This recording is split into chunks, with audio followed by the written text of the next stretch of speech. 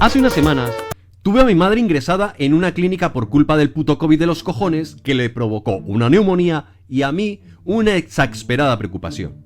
Afortunadamente, contábamos con la ayuda invaluable de mi hermana y la generosidad desinteresada de mi juramentado hipocrático cuñado. La preocupación que me embargaba se vio incrementada porque mi madre vive en un país donde la cumbia, el sanjuanero y la lechona hacen parte de la irrenunciable identidad de Colombia. Yo, en cambio, vivo en un país donde la jota, el flamenco y el jamón serrano también hacen parte de esa inquebrantable autenticidad de lo que hoy es España. Esperemos que no venga ningún político con aire de salvador comunista y lo joda. Separados mi madre y yo por ese gran charco conocido como Océano Atlántico, flotaba sobre mí como flotaba el Espíritu de Dios sobre la faz de las aguas antes de crearlo todo, la idea de la muerte de un ser querido. Se descomponía en mis entrañas solo pensar que si ella moría, no podía estar a su lado para despedirme, y no porque no quisiera estar allí para acariciar su cabeza y desearle un buen viaje, sino porque una pandemia limita todavía aún nuestros movimientos. Pero ¿cómo profundizar en el sufrimiento que nos provoca la pérdida de un ser querido?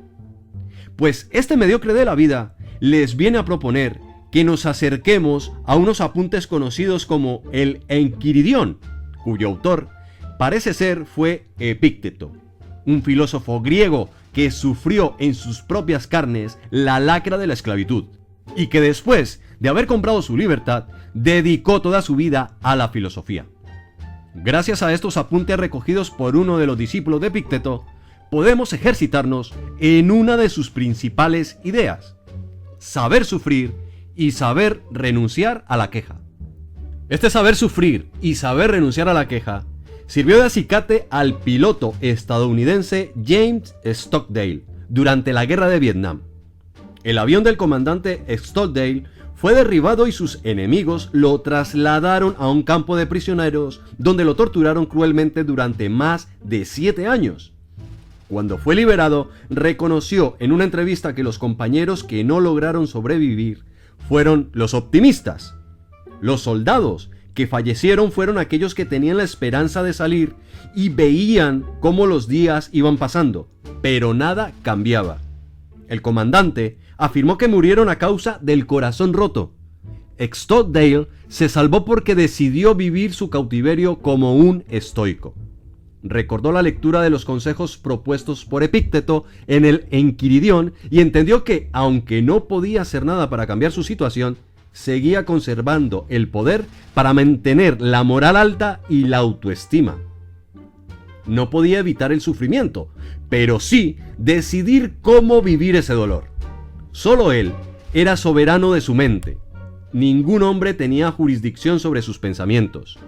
Stockdale decidió no dedicar su pensamiento a soñar con una improbable liberación, sino a no dejar que sus enemigos lo doblegasen.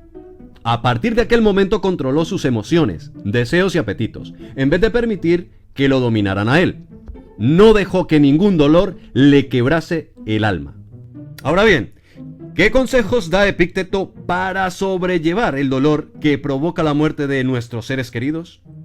Lo primero que tendríamos que hacer es entender que hay unas cosas que dependen de nosotros y otras que no.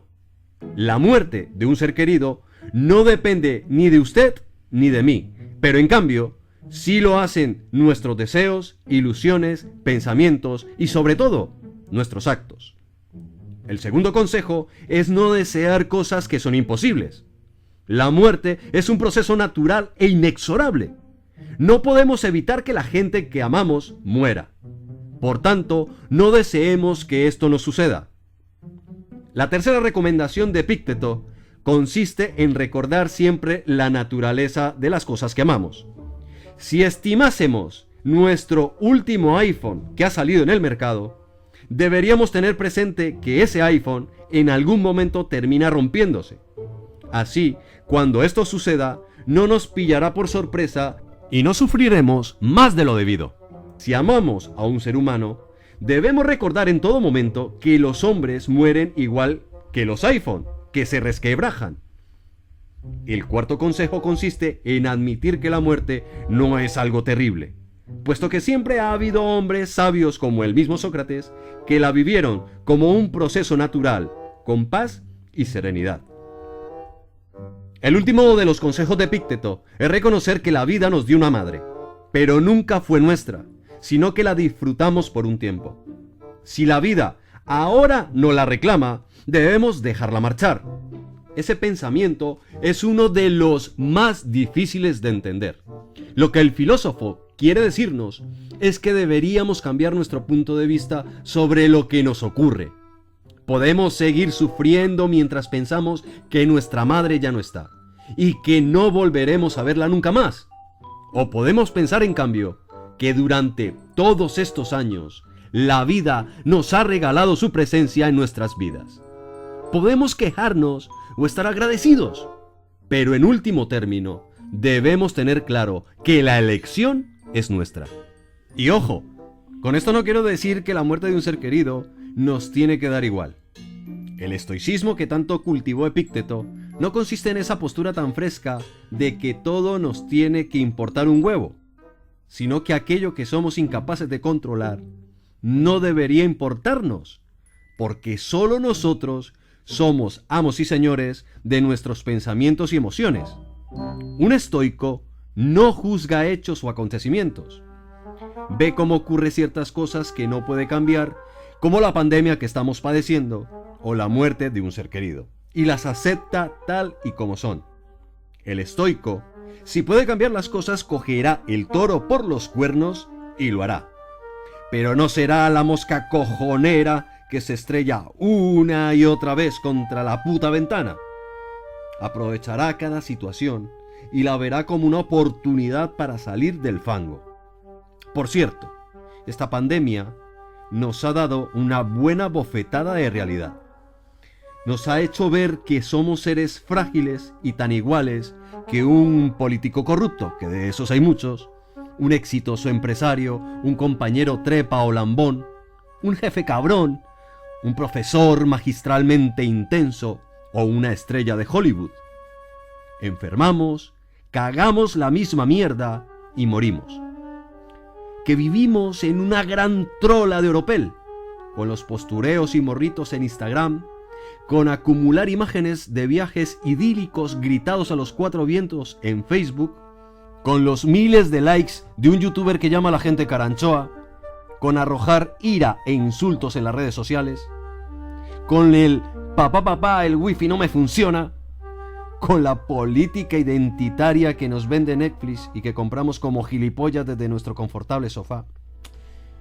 Quiero creer que nos ha hecho ver esta pandemia y comprender que una enfermera es más importante que un futbolista, que un respirador es más importante que 1000 coches oficiales 100% ecológicos amigables con el medio ambiente.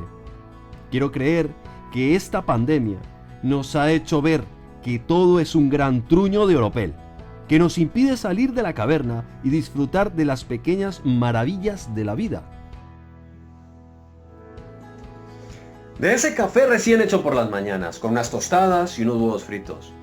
De la brisa que nos acompaña cuando montamos en bicicleta, de un pequeño paseo por el campo, de chapotear por los charcos cuando llueve, de esa sonrisa picarona que le regala a la chica de clase que tanto les gusta, de poderse sentar a la fresca en la puerta de casa y conversar con algún vecino, cosa que antiguamente hacían nuestros abuelos, de caminar más despacio cuando vamos hacia el colegio o hacia el trabajo, de mamarle gallo a la vida, de dejar de ver este vídeo innecesario y chorra y dedicarle una pequeña conversación a nuestra persona favorita, esa a la que tanto queremos, y de que lo que más importa es el tiempo que dedicamos a las personas que están a nuestro lado y a aquellas que están al otro lado del charco, a nuestros abuelos, padres, hermanos, hijos, amigos, que lo que más importa es querer mejor a quien más se lo merece.